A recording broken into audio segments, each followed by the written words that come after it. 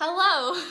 Welcome to our preliminary presentation. We're going to be presenting on getting yourself admitted to an asylum as research.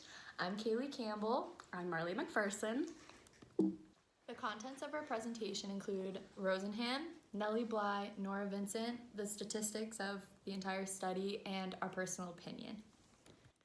Rosenhan tested out the validity of psychiatric diagnosis, and he can be considered the pioneer of this experiment and is the most talked about when it comes to this topic of getting yourself admitted for psychiatric purposes. His research began in 1973 and has lived on ever since. So he had 3 separate studies. His first one was to see if sane people could get admitted to psychiatric hospitals and if they were even allowed in, if anybody would notice. And study 2 was to see if hospitals would be able to tell the sane from the insane individuals. And then study 3 was to investigate patient to staff contact and how that interaction worked. Okay. So study 1, the results, all of the patients ended up getting admitted. Normal behavior was interpreted as insane. 35 patients who were already in the asylum voiced their suspicions, but no staff really suspected anything, and pseudo-patients stayed between 7 and 52 days. 7 out of the 8 were diagnosed as schizophrenic, and they were discharged as schizophrenia in remission. After the study was completed, a psychiatric hospital was informed that more pseudo-patients would try to get admitted, so each member of the staff was asked to rate the likelihood that people trying to enter were pseudo-patients. And at the end of the day, no pseudo-patients were admitted. So the results, each staff was given a scale 1 to 10 determining how likely of the patient is to be a fraud, and 193 patients were assessed. 41 were rated as pseudo-patient by at least 2 members of staff. 23 were rated as pseudo by at least 1 psychiatrist, and 19 rated as pseudo by a psychiatrist and 1 member of staff. After the duration of the study was complete, Rosenhan came out and released the fact that no pseudo-patients were admitted. And because Rosenhan did not admit any pseudo-patients, this proved that staff and psychiatrists were unable to accurately depict a fake versus a real patient. So after the second study was completed, Rosenhan decided to release a third study to kind of see the interaction in between patients and the psychiatrists and the nurses and stuff like that.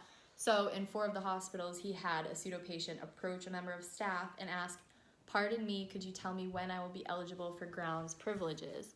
And then as a control, he also had a young girl on a college campus ask that to professors, other students, stuff like that, just to see how they kind of interacted on a college campus versus in a psychiatric hospital. And the results of this, it showed that in the psychiatric hospital, more than 70% didn't even look at them. Like, they just kept walking, averted their gaze, didn't even acknowledge them.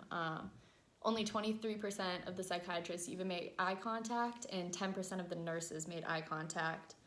2% stopped to kind of talk and just give a quick little response. 0.5% of the nurses actually stopped to talk to them. And out of 185 attempts on psychiatrists, only 13 responded to them.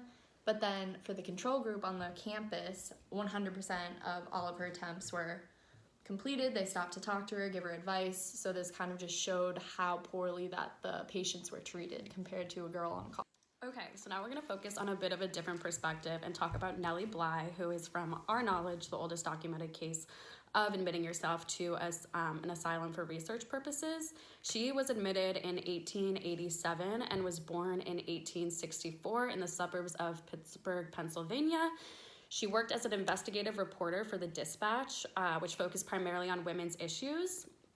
So she traveled around focusing mainly on dangerous, sometimes unusual assignments. So for years, there was rumors swirled around about the conditions of one of New York City's most notorious insane asylums on Blackwell's Island, which is known as Roosevelt's Island today. It was a home of many public institutions, including a penitentiary, a poorhouse, hospitals for infectious diseases such as smallpox, and also the asylum itself. So Nellie Bly's editor suggested that she have herself committed to the asylum for 10 days to expose the real conditions and what was going on in the asylum.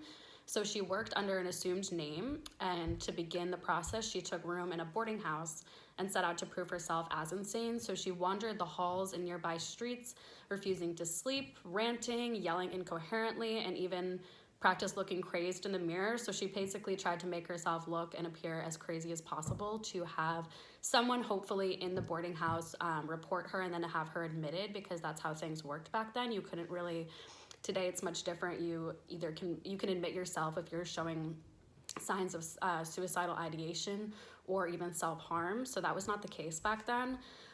So within days, the boarding house owners summoned the police and had her admitted to Blackwell's Island Asylum and claimed that she was a Cuban immigrant suffering from amnesia. So that was her claim of admission. So a perplexed judge sent her to this hospital in which she could see the conditions all these actual patients were under. So the Blackwell Asylum was built itself to hold up to 1,000 patients, but at this time was housing over 1,600 people in the asylum when she arrived there in 1887. She saw that extensive budget cuts were leading to a huge decline in patient care, leaving just about 16 doctors on staff to take care of over 1,000 patients, which, as you can imagine, is pretty much impossible.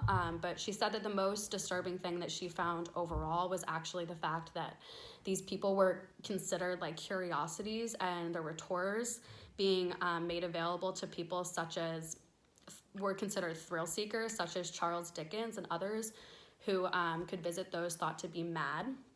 So doctors on staff with little training and in many cases little compassion often ordered harsh and really brutal treatments that did not heal but did instead much to harm the patients. And this would be actually watched by these people who came in to have kind of like tours, almost treated as if this were a zoo, as you would think of it. So quickly she realized the shocking conditions that these patients were held under. A lot of people that revealed rampant psychological and also physical abuse from the staff. Patients were forced to take ice cold baths and remain in wet clothes for hours, leading to frequent illness. They were forced to sit on still benches without speaking or moving for up to 12 hours or more. So some patients were also tethered together with ropes and forced to pull carts around like mules. There was also food and sanitary conditions that were horrific. People were eating rotten meat and moldy, stale bread. And they were also often fed water that was frequently contaminated and dirty. So those who complained about these conditions were also beaten. And Bly also spoke out of the fact that there was often sexual violence given to these patients by the doctors or the just staff at the time.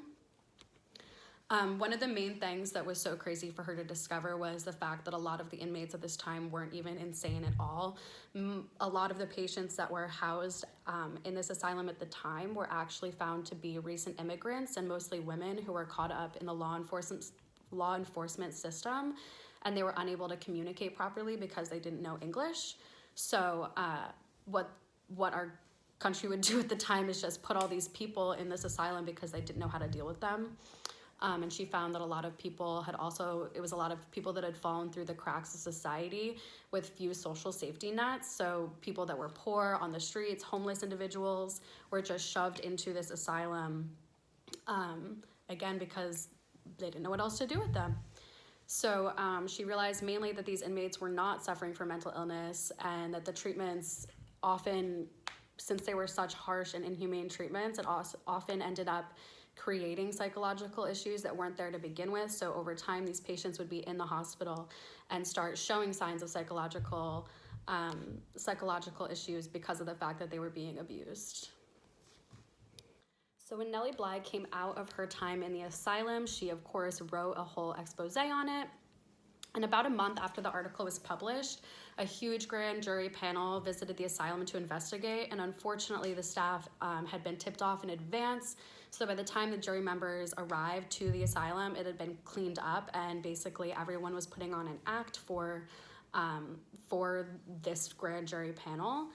And many of the people and the inmates that Bly had talked to herself and gotten details of horrific treatment had actually been transferred to different institutions or just released. And the staff denied basically every account. They put fresh food in, they had fresh water brought in, and they scrubbed down all of the halls.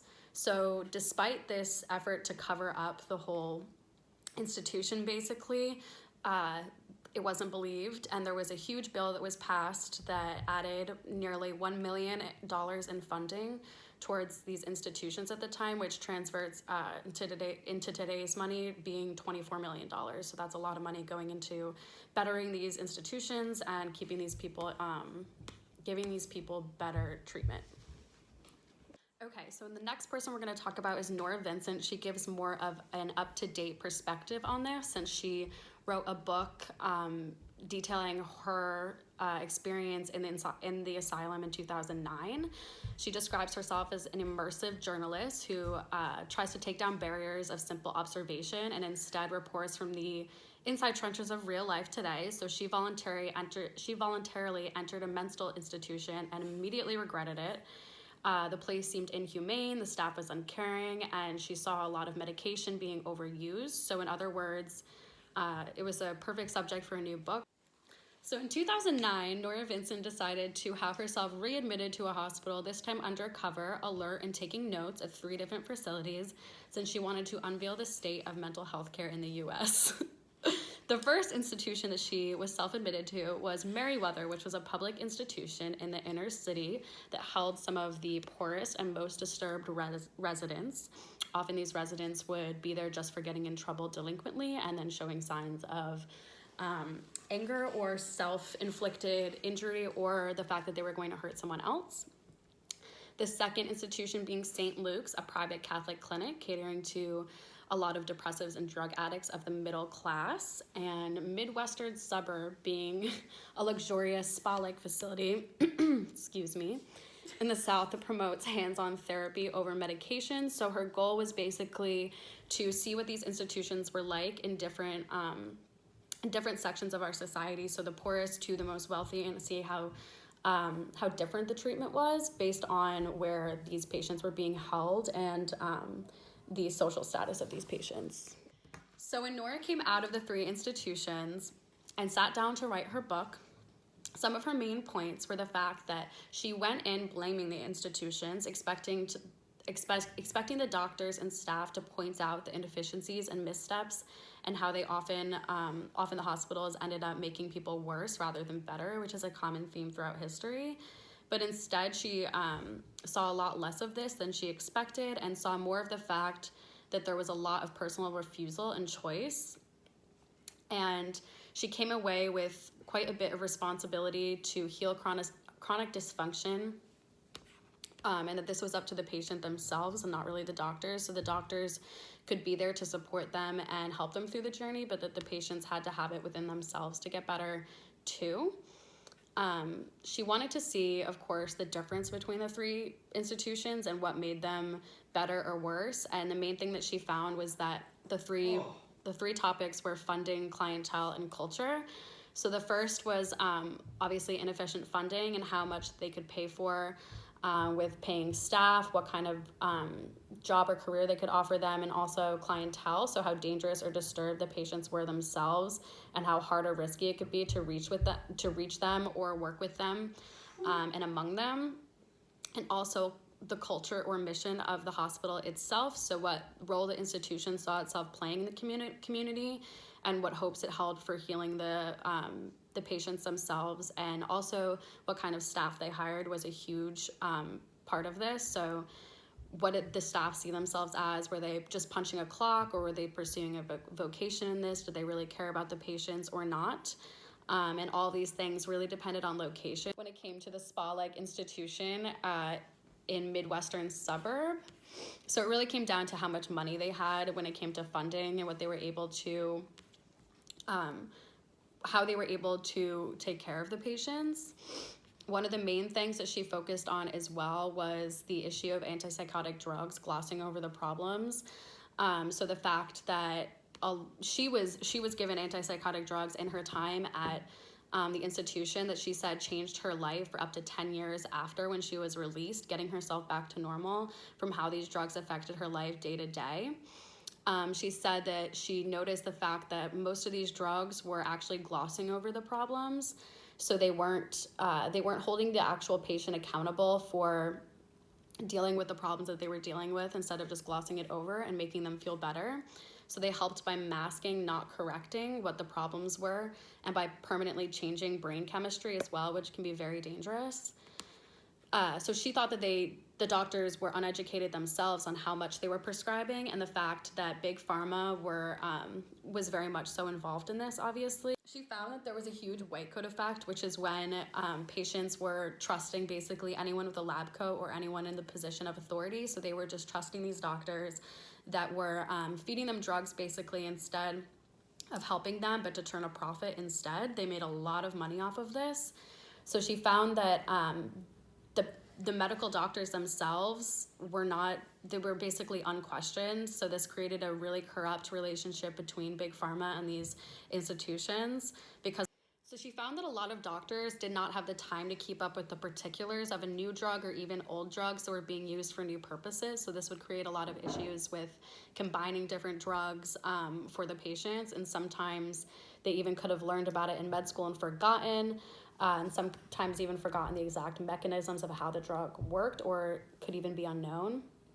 So things that, so they might know how it works on a certain neurotransmitter, but then they don't really understand how that brings around the desired effect. So we need to remember that doctors are people too.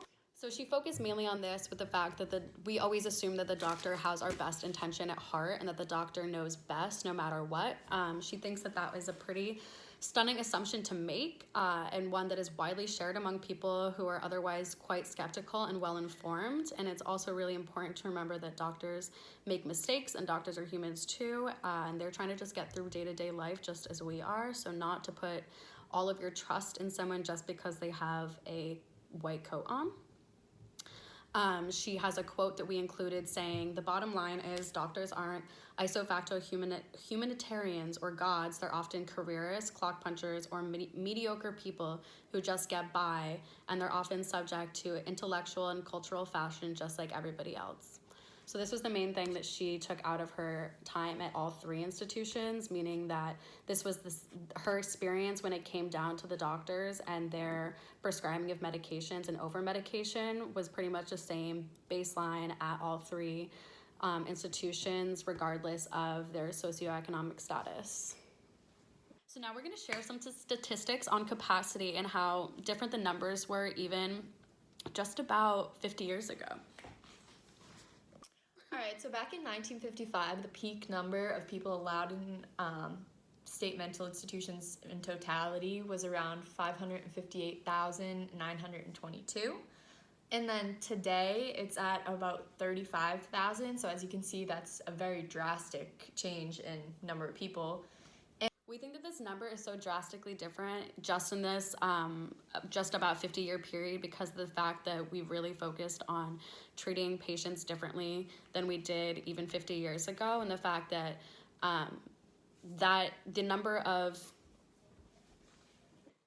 we think that this number is so drastically different because even in this 50-year period, things have changed so much in the way that we define psychiatric disorders and the qualifications that you need to be admitted to a hospital itself. So now, like per se, depression or anxiety, you can go see a therapist and you don't necessarily need to be admitted to a hospital. But even back in 1955, I think being homosexual was still committed a psychiatric disorder. So people would be committed for homosexuality or reading a book too much. So what we define as validity to be admitted is so different today, which is why the numbers are so much lower.